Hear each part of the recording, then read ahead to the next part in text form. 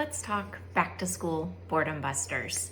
My favorite boredom buster to start with is almost always paper airplanes because it's so easy and so engaging.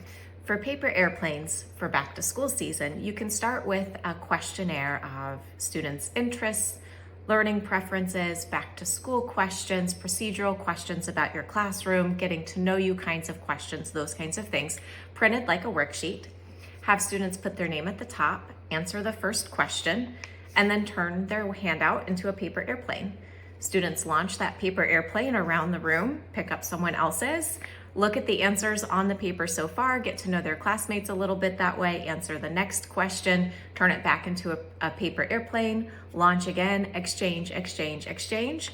Gives them an opportunity to get to know each other, gives us an opportunity to get to know them in a way that's playful and engaging, setting the tone for your classroom as a place where students' developmental needs are honored. My next favorite one to use for back to school season, though, is musical desks. With musical desks, you turn on some music, make sure it's completely school appropriate first, have students move through the room to the music, and when the music stops, they sit down at a desk. And that desk has some task for them to do.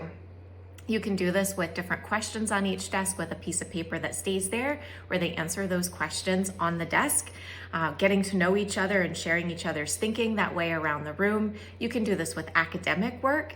One of the nice benefits of using an approach like this is students don't have to know the entirety of an answer.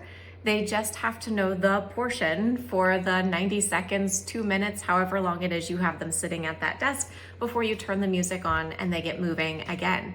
This can be especially helpful with essay questions. A lot of times when students experience that sense of inertia, where it's hard to get started with written responses, part of what can be so daunting for them is the weight of the blank page. But with an activity like this, they don't have to know the entirety of the answer. They're not sitting in front of a blank page very long. They're spending a couple of minutes working on an answer, sharing some thinking, and then getting up and getting moving and sitting down at a desk where an answer's already started. Some thoughts are already there. The page is no longer blank. And then they get to contribute their thinking for a couple of minutes on top of that. Playful activities like this meet students' developmental needs, especially that need for gross motor movement, but also give us an opportunity to establish that a structured classroom where we have clear expectations for appropriate behavior doesn't have to mean students are sitting in desks and quiet. That our classrooms are spaces for collaboration, for movement, for interaction, for sharing of thoughts, for student-centered learning, but establishing the procedures and expectations around that kind of learning right from the get-go. One of my other favorite things to launch early in the school year from Boredom Busters is error analysis. Error analysis is not a process I own, of course, but this is putting students in the driver's seat of analyzing their answers, determining what's right, what's wrong, and why. And it establishes from early in the school year that you are not the keeper of all knowledge. That students can't just wait for you to mark something right, mark something wrong, put a grade at the top and move on.